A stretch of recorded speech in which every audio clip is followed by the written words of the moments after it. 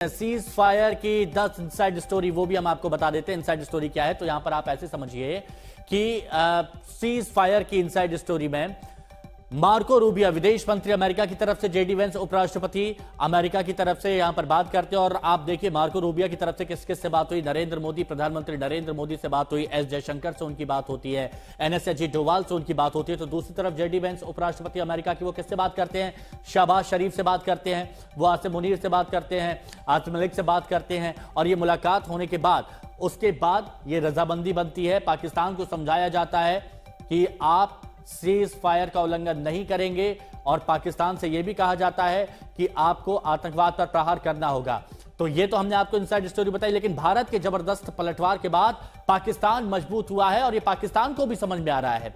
कल दोपहर 3:35 पर पाकिस्तान के डीजीएमओ का भारत के डीजीएमओ को फोन भी गया था, बातचीत भी हुई थी और सीज फायर की बात वहां पर भी कही गई थी। दोनों देशों के डीजीएमओ में सीज फायर पर सहमति बनी थी। यह कब की बात है? ये देखिए कल दोपहर 3:35 की बात है, जब पाकिस्तान के डीजीएमओ की तरफ से फोन आता है भारत के डीजीएमओ को। सीज फायर पर सहमति बनती है। पाकिस्तान की तरफ से कहा जाता है कि सीज फायर होना चाहिए। चलिए भारत भी सहमत होता है, क्योंकि भारत हमेशा शांति की बात करता आया है। शनिवार शाम 5 बजे से युद्ध विराम पर सहमति बन जाती है, आधिकारिक तौर पर हो जाता है। एक्स पर, सोशल मीडिया साइट एक्स पर अमेरिकी राष्ट्रपति डोनाल्ड ट्रंप ने सीज फायर का ऐलान किया था।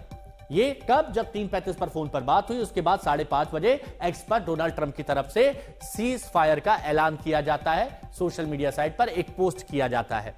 लेकिन उसके बाद क्या होता है? उसके बाद पाकिस्तान मानने वाला कहां है? पाकिस्तान की तरफ से थोड़ी देर बाद फिर से सीज फायर का उल्लंघन किया जाता है। लेकिन फिलहाल अभी आपको ये तस्वीरें हम दिखा रहे हैं, इन तस्वीरों में आपको सब शांति नजर आ रही है। आशुतोष मिश्रा हमारे सहयोगी जम्मू से हमारे साथ में जुड़े हुए हैं। आशुतोष, शाम को सीज फायर का ऐलान होता है, उसके कुछ घंटों बाद पाकिस्तान, जैसा वो अपनी आदत से मजबूर है, सीज फायर का उल्लंघन करता है। लेकिन 11 बजे के बाद सब शांति दिखाई देती है। आज सुबह की तस्वीरें क्या दिखी जब आपने वहां पर देखा, लोगों को आपने देखा, क्या देखा आपने?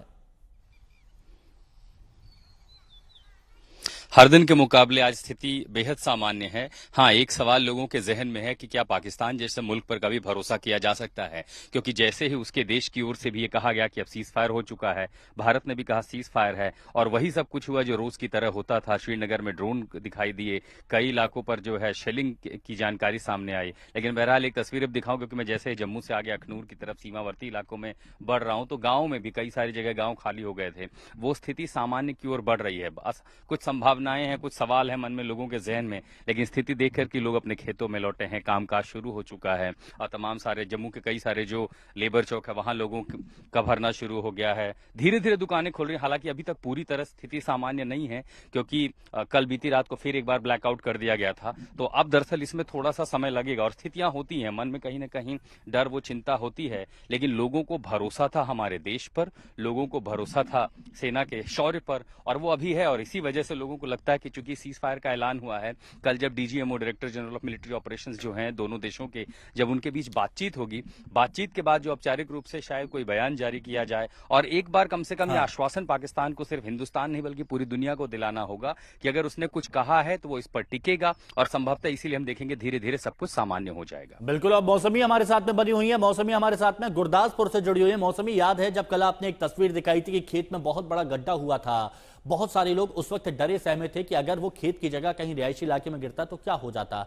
लेकिन आज सीज फायर के बाद वाली सुबह पर लोगों के क्या रिएक्शन है? बिल्कुल, देखिए हिमांशु, लगातार पिछले 2-3 दिन से यहाँ पे एक माहौल था कि जो भी हो हमें तैयार रहना है और सतर्क रहना है, एहतियात बरतनी है, सावधान रहना है।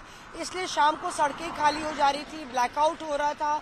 और जिस तरह से कल सुबह तड़के 4 बजे एक छोटी मिसाइल या ड्रोन का अटैक करने की पाकिस्तान ने कोशिश की, 4 बड़े ब्लास्ट गुरदासपुर के एक गांव में हुए, जिसकी वजह से पूरा इलाका एक तरीके से हाई अलर्ट मोड में था। लेकिन अब परिस्थिति बिल्कुल बदली हुई है। लोगों ने अपनी दुकानें खोली हैं। कल शाम को भी हमने देखा कि लोग जिंदगी पटरी पर वापस लौटने का इंतजार कर रहे थे। बच्चे इस बात को लेकर खुश थे कि स्कूल, कॉलेज खुलेगा, कई लोग के बोर्ड की तैयारियां करनी है, एनडीए की तैयारियां करनी है। यहाँ पे तमाम लोग जो हैं, तमाम बच्चे एनडीए की तैयारियां करते हैं। तो एक तरीके से पूरे इलाके में, ना सिर्फ गुरदासपुर बल्कि पठानकोट, इस पूरे स्ट्रेच में सीज फायर को लेके मिक्स्ड रिएक्शन जरूर है, पर एक संतुष्टि है कि शांति को एक चांस मिलेगा। जी, अशोक सिंघल भी हमारे साथ में है चंडीगढ़ से। अशोक सिंघल, आप बताइए कि चंडीगढ़ में इस वक्त क्या हालात हैं और यहां भी लोग सीज फायर के बाद वाली सुबह को किस तरह देखते हैं? देखिए, लोग काफ़ी खुश हैं, उनको लग रहा है कि अब शांति हो गई है।